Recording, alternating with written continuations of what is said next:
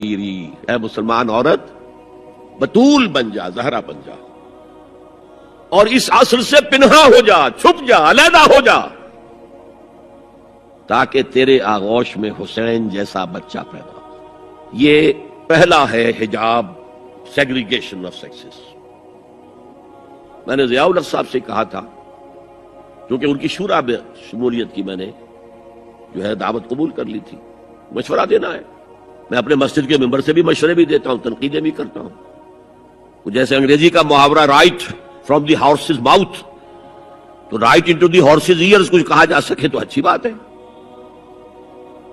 میں نے ان سے کہا آپ نے پی آئی اے کو ڈرائی کر دیا، شراب بند کر دی، اچھا کام کیا، بہت عمدہ کیا۔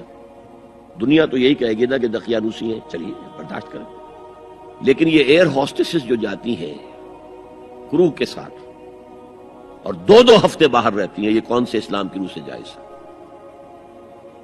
عورت محرم کے بغیر حج کو نہیں جا سکتی، محرم کے بغیر عمرے کے لیے نہیں جا سکتی، اور یہ قانون تھا پاکستان۔ میں نے کہا آپ عورت کو نہیں جانے دیتے حج کے لیے، حالانکہ وہ ادھیڑ عمر کی ہوتی ہیں، عموماً بوڑھی ہوتی ہیں۔ ہمارے یہاں جوانی میں کون کرتا ہے حج؟ بہت شاذ۔ یہ تو آپ کو نظر آئے گا جاوا، سماٹرا، انڈونیشیا، ملائیشیا، وہاں سے جوان جوڑے نکاح کے بعد پہلا کام حج۔ کہ ہمارے ہاں سے تو بڈھے ٹھیرے گئے ہوئے ہوتے، اور پہلے زمانے میں تو ان کو رخصت کر دیتے تھے کہ بس رخصت ہی ہو جائیں گے، یہ واپس نہیں آئیں گے اب۔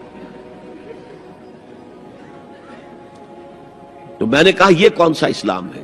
خاموش، چپ۔ میں نے کہا یہ ناشتے کی ٹرے اور کھانے کی ٹرے مرد نہیں رکھ سکتے سامنے۔ میرے خلاف باقاعدہ خواتین نے جلوس نکالے پاکستان میں جب میں نے پردے کی بات کی۔ گورنر سندھ کی بیوی جو ہے اس نے لیڈ کیا جلوس کو۔ میں طالبہ کیا کہ ان کی ٹیلی ویژن کے اوپر جو ہے ان کا سامنے آنا بند کیا جائے۔ میں نے کہا ٹھیک ہے۔ بدا الاسلام غریبا ویسعود کما بدا فتوبى للغرباء۔ اسلام شروع ہوا تھا تو اسی حالت میں تھا کہ کوئی اس کو جانتا پہچانتا نہیں تھا، پھر جب اسلام غالب ہو گیا تو طاقتور کے تو سبھی دوست ہیں، سبھی پہچاننے والے، لیکن ان قریب اسلام پھر غریب ہو جائے گا۔ تو جو اسلام کی غربت کے ساتھ خود غریب ہو جائیں ان کے لیے مبارکباد۔ اسلام کا دامن نہ چھوڑے، چاہے انہیں کہا جائے کہ یہ تو بڑے ہی دقیانوسی لوگ ہیں، بڑے کٹر لوگ ہیں۔ میں نے اس زمانے میں چیلنج کیا تھا، مجھے بتاؤ کیا فرق واقع ہوتا ہے؟ آپ کہیں گے عورتوں کو اگر ہم گھر میں بٹھائیں تو ہماری اکانومی سفر کرے گی، آدھی ہماری جو ہے لیبر وہ کام نہیں کرے گی۔ میں نے کہا where there's a will there's a way۔ Cottage industry کا انتظام کرو، نمبر 1، گھروں میں بیٹھ کر کام کریں۔ دوسری جنگ عظیم کے دوران ایک بڑا علاقہ تھا دلی میں جس کا ہر گھر کارخانہ بنا ہوا تھا، کرخندار، یہ ایک قوم کا نام پڑ گیا، کرخندار۔ چھوٹی چھوٹی مشینیں لگی، کہیں بٹن بن رہے ہیں، کہیں بکسوئے بن رہے ہیں، کہیں نکریں سل رہی ہیں، کہیں پینٹیں سل رہی ہیں، کہیں جو ہے کرتے سل رہے ہیں، قمیضیں۔ صبح کے وقت ٹرک آیا، خام مال دے گیا، شام کو آیا، تیار مال لے گیا۔ عورت نہ گھر سے نکلی نہ باہر گئی، کچھ نہیں، اور کام کیا، کما لیا۔ کاٹیج انڈسٹری کا انتظام کرو۔ اسی طریقے سے ایسے یونٹ بناؤ انڈسٹریل جس میں عورتیں کام کریں، عورتیں سپروائز کریں، ورکنگ آورز کم رکھو تاکہ وہ اپنے گھر کا کام بھی کر سکیں۔ کرو۔ عورتوں کے ہسپتال میں عورتیں مرد، عورتیں مریض، عورتیں ڈاکٹر، عورتیں مریض، عورتیں نرسز۔ مردوں کے ہسپتال میں فیمیل نرسز کا کیا کام ہے؟ کیا میل نرسز نہیں ہوتے؟ اور کیا آرمی کے اندر جو فارورڈ یونٹس ہوتے ہیں کہ جو جاتے ہیں محاذ کے اوپر، ان میں کوئی عورت نرس جاتی ہے؟ میل نرسز جاتے ہیں، حالانکہ سب سے زیادہ نرسنگ کی ضرورت وہاں ہوتی ہے۔ کسی کا بازو اڑ گیا ہے، کسی کی ٹانگ اڑ گئی ہے، کسی کی پیٹ میں آ کر کسی بم کا ٹکڑا جو ہے لگایا، انتڑیاں باہر نکلی ہوئی ہیں، تو نرسنگ سب سے زیادہ وہاں ضروری ہے۔ وہاں تو فیمیل نرسز نہیں ہوتی، میل ہوتے ہیں۔ سیگریگیشن، سیگریگیشن، سیگریگیشن، یہ آگ اور پانی کا ملاپ درست نہیں ہے۔ تو بڑا، سب سے بڑا پردہ لونڈیوں کے مسئلے کی وضاحت۔ سوال نمبر 1، اکبر علی صاحب ہیں، یہ اکبر علی بیگ۔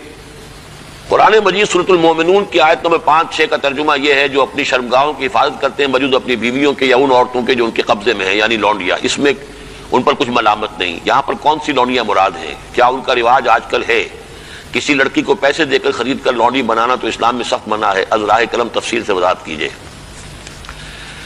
دیکھیے، اسلام میں صرف ایک نوعیت کا غلام یا لونڈی جائز ہے، اور وہ ہے اگر جہاد فی سبیل اللہ ہو اور اس میں پی او ڈبلیوز کی حیثیت سے جو کہ کمبیٹنٹ جو کہ واقعتاً جنگ میں حصہ لینے والے ہیں، مرد اور عورتیں، جن کو آج کل پی او ڈبلیو بنا لیا جاتا ہے کہ وہ جو ہیں پرزنرز آف وار، ان کو اسلام نے اجازت دی ہے کہ بجائے اس کے کہ مستقل اس میں کنسنٹریشن کیمپس میں پڑے رہے، وہ اس میں ان کو اسلامی معاشرے کے اندر جذب کرنے کے لیے ان کو تقسیم کر دیا جائے لوگوں کے اندر۔ یہ ہے در حقیقت اس کی غرض و قائد، اور وہ بھی ایسا ہو سکتا ہے کہ کہیں مبادلے کے اندر اگر شکل بہتر بن سکتی ہو تو اس کو بھی اجازت ہے، کہیں اگر سر فدیہ لے کر چھوڑ دینے میں کوئی قباحت نہ ہو تب بھی اس کی اجازت ہے۔ یہ سورہ محمد صلی اللہ علیہ وسلم کی آیت جو ہے اس کے تحت ہم پڑھ چکے ہیں۔ لیکن فرض کیجیے کوئی شکل ممکن نہیں ہے تو پھر کیا کریں؟ انہیں کنسنٹریشن کیمپس کے اندر رکھیں، وہ تو گویا کہ ایک مستقل لائبلٹی بھی آپ پر ہو گئی، اور نمبر دو یہ کہ ان کی اپنی زندگی اب نارمل ہو گئی۔ اس کی بجائے ان کو نارمل سوسائٹی میں جذب کرنے کا طریقہ یہ ہے کہ کلاس 2 سٹیزنز کی حیثیت سے وہ مسلمانوں میں اس معاشرے میں دے دیے جائیں۔ اس طرح کی جو خواتین ہوں گی ان کے ساتھ تعلق جو ہے جنسی وہ جائز ہے۔ یہ لونڈیاں جو اس طریقے سے لونڈی بنی ہوں اس کی فروخت بھی جائز تھی۔ کسی آزاد مرد یا عورت کو پکڑ کر لونڈی یا غلام بنا لینا حرام مطلق ہے۔ یعنی جو کیا تھا انہوں نے امریکنز نے کہ افریقہ سے پکڑ کر لوگوں کو جو ہے وہ جال ڈالا اور آدمی کو لیا اور لے کر لے گئے اور زنجیروں میں جکڑ کر امریکہ میں لے گئے اور پھر انہیں غلام بنا کر رکھا، یہ حرام مطلق ہے۔ اسلام کی تاریخ اس نوع کے کسی بھی غلط حرکت سے بالکل پاک ہے، خالی ہے، صرف جنگ کے اندر۔ اور اس کا بھی میں نے آپ کو بتا دیا کہ یہ سارے اگر اس میں آپشنز نہیں ہیں تو پھر یہ کہ آپ انہیں غلام بنا سکتے ہیں اور ان کی پھر فروخت بھی ہو سکتی ہے۔ یہ ہے جو میرے علم میں ہے۔ باقی کسی کو خامخواہ آپ نے خرید لیا اور کسی کو پکڑ کر کسی آزاد کسی مرد یا عورت کو اور زبردستی لے جا کر کے بھیجا، یہ تو بالکل حرام مطلق ہے، بہت بڑا جرم ہے۔ یہ ضمنی سوال ایک صاحب نے کر دیا ہے کہ نکاح ان لونڈیوں سے بھی کرنا ہوگا۔ نہیں، نکاح لازمی نہیں ہے لونڈیوں کے ساتھ۔ نکاح تو کر لیا تو پھر تو زوجہ ہو گئی، وہ علیحدہ کیٹیگری کہاں رہی۔ لیکن ترغیب دی گئی ہے کہ اگر آپ کسی لونڈی کو، اپنی آپ کی وہ لونڈی تھی، وہ تھی پی او ڈبلیو کے طریقے سے آئی تھی، کنیز تھی، آپ نے اسے آزاد کیا، اس سے نکاح کر لیا، بہت بڑا نیکی کا کام ہے۔ تو ایمینسیپیشن جو تھی غلاموں کی اور کنیزوں کی آزادی کے لیے راستہ اللہ تعالیٰ نے یہ پیدا کیا کہ بہت سے گناہ ایسے ہیں کہ جن کا کفارہ یہ رکھ دیا گیا، غلام آزاد کرو، غلام آزاد کرو، اور کسی طریقے سے اس کو بہت بڑا نیکی کا کام قرار دیا گیا۔ فک و رقبۃ، گردنوں کا چھڑا دینا، آزاد کر دینا، یہ بہت بڑی نیکی ہے۔ تو اس حوالے سے اس کا معاملہ اسی طریقے سے کسی لونڈی کے ہاں سے اولاد اگر ہو گئی تو اب وہ ام ولد ہو گئی، اب وہ لونڈی نہیں رہی، ام ولد ہو گئی، اسے فروخت آپ نہیں کر سکتے، وہ آپ ہی کے ہاں رہے گی، لیکن یہ کہ وہ آپ کا اس کا درجہ جو عام کنیز سے وہ بڑھ جاتا ہے۔ یہ تفصیلی قوانین ہے۔ اصولی سوال جہاں تک تھا اس کے حد تک میں نے عرض کر دیا ہے کہ اسلام میں یہ راستہ اب بھی کھلا ہے، اور اس کی حکمت کیا ہے اس پر میں بھی بہت غور کرتا رہا، اس لیے کہ بظاہر تو عام خاص طور پر آج کل کے حالات میں یہ چیز جو ہے ذہن انسان کا اس کو قبول نہیں کرنے کو تیار ہوتا کہ اس طرح کا معاملہ بھی ہونا چاہیے۔ لیکن میں یہ سمجھتا ہوں کہ وہ جو جہاد فی سبیل اللہ آخری دور میں ہونے والے ہیں، جن میں کہ حضرت مہدی اور حضرت عیسیٰ علیہ السلام کا معاملہ بھی ہوگا، اس میں میں سمجھتا ہوں یقیناً کوئی ایسے مراحل آئیں گے کہ جہاں اس انسٹیٹیوشن کو انووک کرنے کی ضرورت پیش آئے گی، اس کے لیے کہ اس کا راستہ شریعت کے اندر باقی رکھا گیا، کھلا رکھا گیا، اگرچہ اس کے بڑی پابندیاں لگا دی گئیں۔ یہ بھی ہے کہ غلام کو وہی کھلاؤ جو خود کھاتے ہو، وہی پہناؤ جو خود پہنتے ہو، کام کا بھی بوجھ اس پر اتنا زیادہ نہ ڈالو کہ جس کا بہت مشقت والا ہو جائے، کوئی بہت سخت کام ہے تو تم خود بھی اس کے اندر شریک ہو جاؤ اس کے ساتھ۔ یہ ساری چیزیں ہیں، ان کے ساتھ نیک سلوک کرنا، اچھا سلوک کرنا۔ اسی کا نتیجہ یہ ہے کہ عالم اسلام میں ایک دور ایسا آیا کہ مشرق و مغرب میں سب سے بڑی حکومتیں جو تھیں وہ غلاموں کی تھیں۔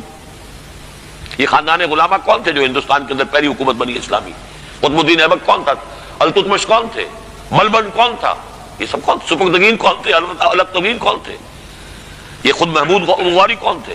محمود غزنوی، یہ سب کے سب غلام تھے۔ اسی طریقے سے ممالک کی حکومت مصر میں، ہندوستان میں خاندان غلامہ اور ممالک مملوک کی جمع ہے، مملوک غلام کو کہتے ہیں۔ تو ممالک کی حکومت مصر میں عالم اسلام کی دو عظیم ترین حکومتیں غلاموں کی تھیں، اس لیے کہ غلاموں کو وہ سٹیٹس دیا اسلام نے اتنے اونچے، اور ایسے ایسے غلام جو اتنے بڑے اساتذہ بن گئے کہ شہزادے ان کی جوتیاں سیدھی کرنے کو اپنے لیے فخر سمجھ رہے ہیں، اس لیے کہ عالم دین بن گئے، اتنا بڑا علم انہوں نے حاصل کر لیا کہ اب وہ جو شہزادے جو ہیں وہ ان کی خدمت کر رہے ہیں۔ تو اسلام نے اس کے لیے بڑا حکیمانہ انداز اختیار کیا ہے. ایک یہ کہ پہلے ان کو بڑے نیچرل انداز میں معاشرے کے اندر جذب کر دیا جائے.